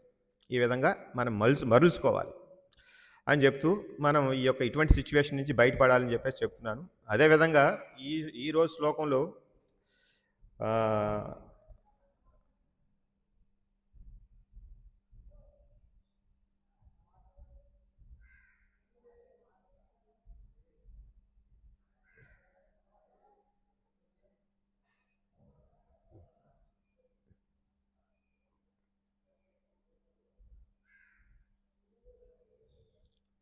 ఇక్కడ ఆధ్యాత్మిక లోకానికి భౌతిక లోకానికి ఉన్నటువంటి మధ్య సంబంధం భేదం చెప్తున్నారు. ఇక్కడ సుఖదుఖాలు వస్తుంటాయి, సుఖదుఖాలు వేరుగా కనిపిస్తుంటాయి, సుఖదుఖాలు ఒకదానికొకటి ఆపోజిట్గా కనిపిస్తుంటాయి. ఇక్కడ భౌతిక లోకంలో. కానీ ఆధ్యాత్మిక లోకాల్లో ఇది సుఖదుఖాలు రెండు కూడా ఆనందానికే దారి తీస్తాయని చెప్పేసి అంటున్నారు. ఎందుకంటే అక్కడ సంపూర్ణం, అది పూర్ణమైనటువంటిది, అది సంపూర్ణమైనటువంటిది, శుద్ధ చైతన్యంలో ఉన్నటువంటి, శుద్ధ సత్వంలో ఉన్నటువంటిది. కాబట్టి అక్కడ ఈ రెండు కూడా, దుఃఖము సుఖము రెండు కూడా ఆనందానికే దారితీస్తాయన్నాడు. ఇది ఏ విధంగా ఆ విధంగా ఉంటుందనేది కొద్దిగా మనం అర్థం చేసుకోవాలి. చూడండి, ఇక్కడ మనం భౌతిక లోకంలో ఉన్నటువంటి సుఖము దుఃఖము వేరు, వాటి ద్వారా వచ్చేటువంటి ఫలితం వేరు. కానీ ఆధ్యాత్మిక లోకంలో చూస్తే రెండింటికి మధ్యన వచ్చేటువంటి ఫలితం ఒకటే అంటున్నారు, ఆనందం అంటున్నారు. అది ఏ విధంగా ఉంటుందని మనం చూద్దాం. చూడండి ఇక్కడ ఫర్ ఎగ్జాంపుల్, నేను గొప్పకు పోయి ఈరోజు ఏదైనా సాధించాలని ఒక కార్యక్రమం మొదలుపెట్టాను అనుకోండి. ఎందుకు వెళ్తున్నాను? గొప్పకు పోయి నాకు గొప్ప రావాలి అని ఒక కార్యక్రమాన్ని చేస్తున్నాను. కానీ అది సక్సెస్ కాలేదో ఏమవుతుంది? అది ఫలితం నశించుతుంది, ఫలితం ఎగ్నెస్ట్గా వస్తుంది, నెగిటివ్గా వస్తుంది. అంటే కీర్తికి బదులు అప్రదిష్ట ఏర్పడుతుంది. అంటే దాని యొక్క ఎప్పుడైతే ఈ యొక్క ఫలితం నాకు కావాలి, నాకు గొప్ప కావాలని అనుకుంటున్నామో, దానివల్ల ఫలితం వల్ల ఇది గొప్ప రావచ్చు, లేకపోతే కీర్తి రావచ్చు, అప్రతిష్ట రావచ్చు. కాబట్టి అక్కడ మనకి కష్టం సుఖం ఉంటుందండి. కానీ ఇదే భౌతిక లోకంలో కాబట్టి ఇలా ఉంటుంది. ఎందుకంటే ఇక్కడ ఫలితం అనేది నా చుట్టూ తిరుగుతుంది. దాని టార్గెట్ ఎవరు? నేను. నాకు వస్తుందా లేదా. కాబట్టి ఇదే ఫర్ ఎగ్జాంపుల్, ఇదే ఆధ్యాత్మిక లోకంలో ఎలా ఉంటుంది? భగవంతుని సేవించాలి. ఇక్కడ నేనైనా సరే, నా పక్కవాడైనా సరే, ఎదుటివాడైనా ఎవరైనా సరే భగవంతుని సేవించాలనే ఒక కార్యక్రమం మొదలు పెడతారు. ఏంటి? భగవంతుడికి ఈరోజు పూలదండ కట్టాలని ఇద్దరు మొదలుపెట్టారు అనుకోండి. ఒకరు సక్సెస్ కాలేకపోతే ఒకరు సక్సెస్ అయ్యారనుకోండి. అప్పుడు మనకి ఫలితం ఏంటి? నేను చేయాలనుకున్న ఫలితం ఏంటి? భగవంతుడికి అలంకరణ చేయాలి, భగవంతుడికి దండ కట్టాలి. నేను కట్టలేకపోయినా పక్కవాడు కట్టాడంటే అది భగవంతుడి కోసమే కదా దండ కట్టింది. అక్కడ వీడు అనుకున్నది జేవు నెరవేరుస్తుంది, వాడు అనుకున్నది జేవు నెరవేరిపోతుంది. కాబట్టి ఆనందమే వస్తుంది. అక్కడ పైకి చూస్తే వీడు ఒకడు కట్టలేకపోయాడు, ఒకడు కట్టాడు, అంత మాత్రం వీడు దుఃఖం రాదు. ఎందుకు? రెండోవాడు కట్టేశాడు కదా, రెండోవాడు దండ కట్టేశాడు. ఎందుకని? భగవంతుడి కోసమే. నేను కట్టలేకపోయినా వీడు కట్టేశాడు భగవంతుడి కోసం. కాబట్టి వాడి ఫలితం వచ్చేసింది, సక్సెస్, వీడి యొక్క ధ్యేయం నిండిపోయింది. అంటే ఆధ్యాత్మిక లోకంలో మీకు ఉన్నటువంటి ధ్యేయం అంతా ఒకటే, అందరి ధ్యేయం ఒకటే, భగవంతుని ఏ విధంగా ప్రీతి చెందించాలి. భగవంతుని ప్రీతి కోసం అందరూ ప్రయత్నిస్తుంటారు. కాబట్టి దాంట్లో ఒకరు సక్సెస్ అయినా సక్సెస్ కాకపోయినా దుఃఖంగా కనిపించినా అది దుఃఖం కాదు, ఆనందమే ఫైనల్గా. ఆ విధంగా ఉంటుందన్నమాట. ఇది కూడా మనకి భౌతిక లోకంతో మనం పోల్చుకున్నట్టయితే చూడండి, తల్లి పిల్లల మధ్య ఉన్నటువంటి సంబంధం ఎలా ఉంటుందంటే, తల్లి కూతురికి కానీ పిల్లవాడికి ఎనలేని సేవ చేస్తుంది. తన యొక్క సౌకర్యాన్ని, దాని కంఫర్ట్స్ని మానేస్తుంది. రాత్రిపూట రాత్రిపూట లేస్తాడు, పాలు పట్టించాలి, లేకపోతే పాలు మలమూత్రాలు తీయాలి, నిద్ర ఉండదు ఈవిడికి. ఆవిడ యొక్క అందం గురించి మర్చిపోతుంటుంది, ఆవిడ యొక్క సుఖం గురించి మర్చిపోతుంటుంది. అదంతా ఏంటి? నొప్పేనా? అదంతా డిస్కంఫర్ట్ అయినా, పెయిన్ అయినా? చూడండి, మనకి ఒక రోజు నిద్ర లేపితే మనం ఏమంటాం? ఆ మొన్నటి మనం సెలవు పెట్టేస్తాం సేవకి. నాకు రాత్రి నిద్ర లేదండి, ఆ సేవ మానేస్తానని చెప్పేసి అంటాం. రాత్రి నిద్రపోలేదండి, మంగళహారతి రాని అంటాం. అవునా? అదే తల్లి అలాగంటుందా? రాత్రి వీడు నిద్ర లేపేశాడు అలాగని చెప్పేసి మార్నింగ్ వాడిని కేర్ తీసుకోవడానికి మానేస్తుంది, మానదు. వాడు కేర్ తీసుకుంటూనే ఉంటుంది ఎప్పుడు. అంటే ఈ భౌతిక లోకంలో కూడా ప్రేమ మిళితమైతే అది కూడా ఆనందంగా ఉంటుంది, పెయిన్ కూడా. అంటే మన కోసం, కుటుంబ సభ్యుల కోసం తండ్రి ఎంత పెయిన్ తీసుకుంటాడో అయినా వాడికి ఆనందంగానే ఉంటుంది. ఎందుకు? ప్రేమ అన్నమాట. ఎక్కడైతే ప్రేమ మిళితమవుతుందో భౌతికంలోనే అంత ఆనందం ఉంటే, ఆధ్యాత్మిక లోకంలో భగవంతుడి మీద భక్తి, ప్రేమయుత భక్తి ఇంకెంత ఆనందంగా ఉంటుంది. దాంట్లో పెయిన్ కూడా ఆనందంగా ఉంటుంది. దీన్ని చెప్పేది ఏంటంటే, దాంట్లో పెయిన్గా కనిపించేది చాలా పైకి మాత్రమే పెయిన్గా కనిపిస్తుంది, అది నిజంగా పెయిన్ కాదు, ఆనందం అని చెప్పేసి చెప్తున్నారు ఆధ్యాత్మిక లోకంలో. ఎందుకంటే అది భగవంతుడి యొక్క ప్రీత్యర్థం చేస్తున్నారు కాబట్టి. ఇక్కడ కూడా ప్రేమను చూపిస్తున్నారు కాబట్టి మీ యొక్క భౌతిక లోకంలో మీ యొక్క శ్రమ కూడా మీకు ఆనందం కలిగిస్తుంది. ఈ తల్లిదండ్రులు పిల్లల కోసం అంటే, ఇంకా ఎందుకు తల్లిదండ్రులు పిల్లల మధ్య ఉన్న బంధం చెప్పుకుంటున్నామంటే, ఈ ప్రేమ ఇంకా కొద్దిగా పవిత్రంగా ఉంది, ఇంకా అది కంటామినేషన్ అక్కడ ఏర్పడలేదు కాబట్టి ఇంకా దాన్ని చెప్పుకుంటుంటాం. ఇంకా మిగతా ఏ విషయం చూసుకున్నా సరే దాన్ని పోల్చలేము. ఆ విధంగా మీకు ఇది అర్థమైంది కదా? ఎక్కడైతే ప్రేమ మిళితమైందో మీ యొక్క పెయిన్ కూడా సుఖం వస్తుంది, ఆనందం ఏర్పడుతుంది. ఎంతో కష్టపడి సంపాదిస్తాడు తండ్రి, కానీ అదే తండ్రి అదే డబ్బుని పిల్లల కోసం ఖర్చు పెట్టినప్పుడు ఆనందంగా ఉంటాడు. అప్పుడు ఆ కష్టం అంతా పోతుంది. అవునా? కష్టాన్ని మర్చిపోతాడు. ఆ కష్టం అంతా కూడా పైకి కష్టంగా కనిపించినా చివరికి ఏం చేసినా ఆనందం వచ్చింది. అలాగే ఆధ్యాత్మిక లోకంలో మీరు ఎంత కష్టపడినా అది ఆ యొక్క ఫలితం మీకోసం ఆశించట్లేదు కదా, భగవంతుడి కోసం ఆశిస్తున్నారు కాబట్టి అక్కడ కూడా ఆనందం ఏర్పడుతుంది. ఈ విధంగా ఆధ్యాత్మిక లోకాల్లోకి, భౌతిక లోకాల్లోకి సుఖదుఖాలు ఏ విధంగా ఉంటాయి అని చెప్తూ మనకి ఈరోజు శ్లోకంలో భాషణంలో చెప్పారు.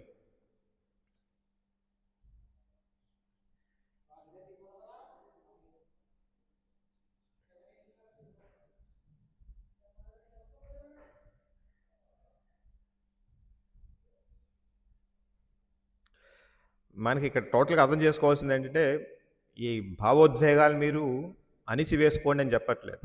ఈ భావోద్వేగాల్ని భగవంతుడి వైపు మరల్చండి అని చెప్పేసి చెప్తున్నారు. మీరు ప్రేమగా ఉండండి, భగవంతుడితో భక్తి సేవ చేయండి భగవంతుడికి. ఈ ప్రేమని గాని లేకపోతే మీ ఏ ఏ భావోద్వేగం అయినా సరే భగవంతుడిని చూపించి భగవంతుడికి తెప్పించండి, మరలించండి అని చెప్పేసి చెప్తున్నారు. ఇక్కడ ఇది ఈ భావోద్వేగం ఉండటం తప్పు కాదు. అది సమస్యే కాదు అది. దాన్ని మిస్‌డైరెక్ట్ చేయండి. దాన్ని మంచి డైరెక్షన్‌లో పంపించాలి. దేనికి టార్గెట్ చేయాలి అనేది ఇంపార్టెంట్. ఈ కోపం రావటం తప్పేం కాదు. అది మనం హనుమంతుడి విషయంలో చూసాం. హనుమంతుడు శ్రీరామచంద్ర భగవాన్ సేవకుడుగా అతన్ని లంకని కాల్చేసి వచ్చాడు. దాన్ని ఎవరు తప్పు పట్టట్లేదు. అదే మనం ఎవరినైనా చిన్నది కాలిస్తే తప్పు పడతాయి. ఇక్కడ చలిమంట వేసుకున్నా తప్పే ఒక్కోసారి.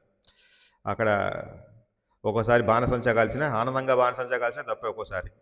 ఇప్పుడు దానికి కూడా ఏమంటున్నారు? ఎన్విరాన్మెంట్ ప్రాబ్లం అంటున్నారు. ఆనందంగా ఉండాలి. రకరకాలు ఇక్కడ ఏది చేసినా ఆనందంతోనే సరే తప్పు వస్తుంది చూడండి. మీరు ఆనందంగా ఏం చేద్దాం అనుకుంటున్నారు? బాణసంచా కాల్చాలనుకుంటున్నారు. అది ఎన్విరాన్మెంట్కి ప్రాబ్లం అవుతుంది. మీరు ఆనందం అనుకున్నది ఏమైంది? చివరికి ప్రాబ్లం అవుతుంది, సమస్య అయింది అది. మనం చాలా ఆనందంగా కనిపెట్టాం ప్లాస్టిక్, చాలా ఆనందం అనుకుంటున్నాం. అది చివరికి ఏమవుతుంది? దుఃఖం అవుతుంది. ఈ విధంగా ఈ యొక్క భౌతిక ప్రపంచంలో ఆనందమైనా సుఖమైనా సరే రెండు చివరికి వచ్చే దుఃఖం అని చెప్పేసి భౌతికంలో ఉంది. అదే ఆధ్యాత్మికంగా మీరు ఆనందమైన సుఖంగా పైకి పెయిన్గా కనిపిస్తుంది, నొప్పిగా కనిపిస్తుంది పైకి, కానీ అది సుఖమే ఏర్పడుతుంది. ఇది ఎక్కువగా కనిపించేది కృష్ణ గోపికల మధ్య ఉన్నటువంటి విరహ వేదన పైకి ఏ విధంగా బాధగా ఉన్నట్టు కనిపిస్తుంది. కానీ ఆ విరహ వేదనలో వీళ్ళు ఏం చూస్తున్నారు? అంతకుముందు జరిగినటువంటి కృష్ణుడికి గోపికల మధ్య జరిగినటువంటి మరి వారికి కృష్ణుడికి మధ్యలో జరిగినటువంటి మొత్తం సంఘటనని గుర్తొస్తాయి. ఆ సంఘటనలో ఆనందం ఎంత ఉంటుంది? వారికి చాలా ఆనందపడుతుంటారు. అప్పుడు కృష్ణుడు అని ఇలా చేశాడు కదా, కృష్ణుడిని అని విధంగా ఆడుకున్నాం కదా, కృష్ణుడిని అని ఇవన్నీ గుర్తుకొచ్చేస్తాయి వైరాగ్యంగా ఉన్నప్పుడు. ఆ విధంగా ఉన్నప్పుడు వారి యొక్క అనుభూతి చూస్తే ఇంకా చాలా అంతకుముందు నిజంగా ఉన్నప్పుడు కన్నా 1000 రెట్లు ఎక్కువగా అనుభూతి ఉంటుంది ఆ టైంలో. ఆ విధంగా విరహ వేదన కూడా అక్కడ ఆనందానికే దారి తీస్తుందని చెప్పేసి మనం గ్రహించుకోవాలి. ఈ విధంగా ఆధ్యాత్మిక అనుభూతులు ఏదైనా సరే సుఖాన్ని ఇస్తాయని, అదే భౌతిక ఏదైనా దుఃఖాన్ని ఇస్తుందని చెప్పేసి మనం ఈ విధంగా గ్రహించుకోవాలి.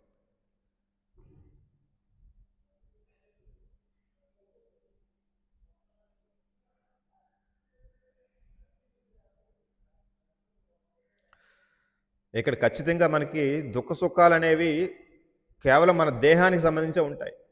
కాబట్టి అది ఖచ్చితంగా పెయిన్ఫుల్గానే ఉంటుంది.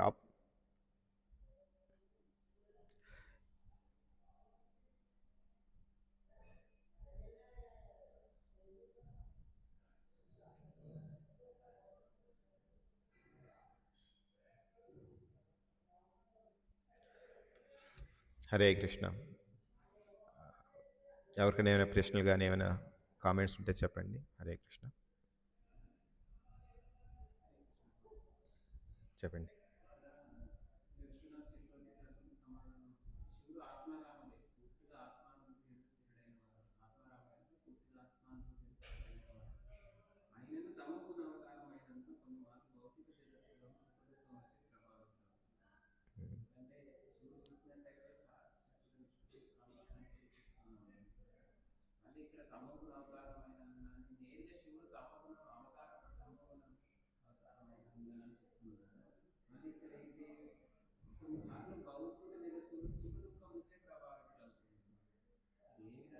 ఇది ఆయన ఏం చేశారంటే ఇప్పుడు ఈ శ్లోకాన్ని బట్టి మనకు అర్థమవుతుంది ఏంటంటే, ఎప్పుడైతే దక్షుడు ఇంకొక యజ్ఞం చేస్తున్నాడని దానికి వెళ్తానని ఎప్పుడైతే సతీదేవి అడిగిందో వెంటనే ఆయనకి ఏం గుర్తొచ్చింది? ఆయన సభలో ఉన్నప్పుడు ఆయన ద్వేషించాడు కదా, దక్షుడు ఏ విధంగా ద్వేషించాడు అవన్నీ కూడా గుర్తొచ్చి కొద్దిగా మనసు చివుకుమంది.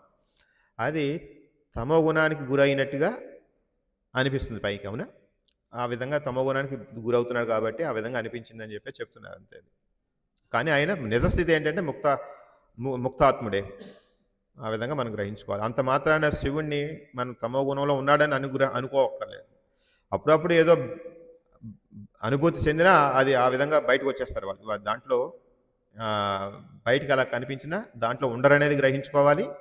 నిజంగా తమో గుణ వారితో సాంగత్యం ఉంది కాబట్టి ఒక్కోసారి ఆ విధంగా భావంలోకి వెళ్ళినా వెళ్ళొచ్చు, అంతేగాని అది పూర్తిగా అతని యొక్క నిజస్థితి కాదు అది అని చెప్పడానికి ముక్త స్థితి అని చెప్తున్నారు. ఏమైనా ఇప్పుడు ఎంత ఇటువంటి స్థితిలో ఉన్నా సరే ఒక్కోసారి బాధ ఏర్పడుతుంటుంది. ఆ బాధకి ఎందుకు లోనవుతున్నాడంటే ఆ తమో గుణంలో ఉన్నటువంటి వారితో సాంగత్యం ఉంటుంది కాబట్టి ఆ విధంగా జరిగిందని చెప్పి చెప్తున్నారు. దాన్ని మనం కొద్దిగా సూక్ష్మంగా అర్థం చేసుకోవాలి. హరే కృష్ణ.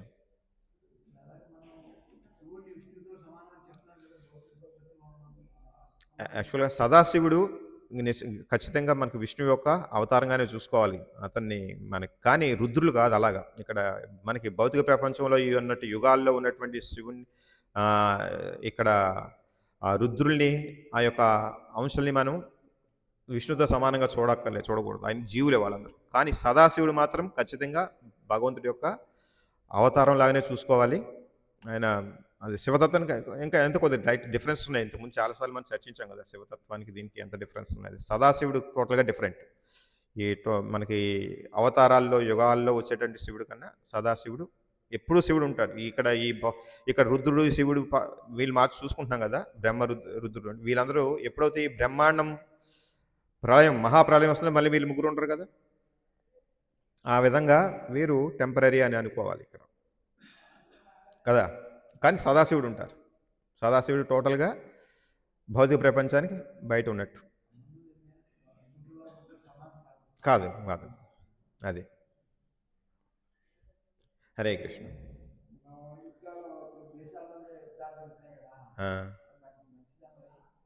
దేశాల మధ్య వచ్చా హరే కృష్ణ మాట్లాడదాం. వాంఛాకల్పతరుభ్యశ్చ కృపా సింధుభ్యేవ చ పతితానాం పావనేభ్యో వైష్ణవేభ్యో నమో నమః. హరే కృష్ణ. ధన్యవాదాలండి.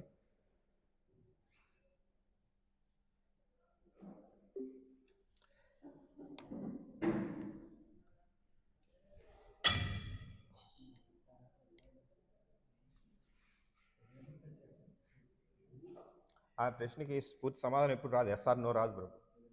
మీరు అడిగిన ప్రశ్నలకి అవి ఎస్ఆర్ నో రావు. తమో అంటే మరి ఆ పాయింట్లో ఆ టైంలో అలాగే ఉన్నారు. ఆయన తమో గుణానికి చెందారు. అలాగా ఇంకోటి ఇచ్చారు కూడా, కృష్ణ భగవానికి సంబంధించి లీల కూడా ఇచ్చారు. కృష్ణుడు అప్పుడు ఏడ్చారు. ఎవరు యశోదాదేవి భయపెట్టినప్పుడు కళ్ళంట నీళ్ళు వస్తాయి. అది కూడా కృష్ణుడు కూడా ఒకసారి సాలుడితో యుద్ధం చేస్తారు. సాలుడితో యుద్ధం చేసినప్పుడు సాలుడు ఏం చేస్తాడు, తన తండ్రి అయిన వసుదేవుని యొక్క తండ్రి తల చూపిస్తాడు వాడు. అప్పుడు కూడా ఈయన కొద్దిగా బాధపడతాడు కృష్ణుడు కూడా. అని ఇదంతా కూడా మనం ఏం చేస్తామంటే ఏమనుకుంటామంటే ఆయన విష్ణు తత్వంలో ఉన్నారు కాబట్టి ఆయన అదంతా కూడా నటనలాగా ఉంటారు. ఆయన వెంటనే బయటకు వచ్చేస్తారు. అది వాళ్ళు ఏం చేసినా ఇటువంటి మన కోసం ఏం చేసినా సరే మళ్ళీ బయటకు వచ్చేస్తారు కాబట్టి వాళ్ళని పూర్తిగా ముక్తాత్మలని భావించాలి అంతే. మనం బయటికి రాలేము కాబట్టి మనం ఎప్పుడు బద్ధులుగానే ఉంటాం. ఆ తేడా అక్కడికి కృష్ణుకి జరిగింది, అక్కడ శివుడికి జరిగింది అటువంటి విషయాలు. ఇప్పుడు దీంట్లో కూడా కృష్ణుడిని ఇచ్చారు కదా, ఒక ఎగ్జాంపుల్ ఇచ్చారు కదా. అంత మాత్రాన ఆయన తమో గుణంలో ఉన్న అంటే శోకించిన వాళ్ళంతా తమో గుణం అనుకుంటాం కదా, అంత మాత్రం కాదు. ఇది కరెక్ట్గా ప్రభు, ఇది ఎస్ నో అని చెప్పేసి ఆన్సర్ రావు మీకు.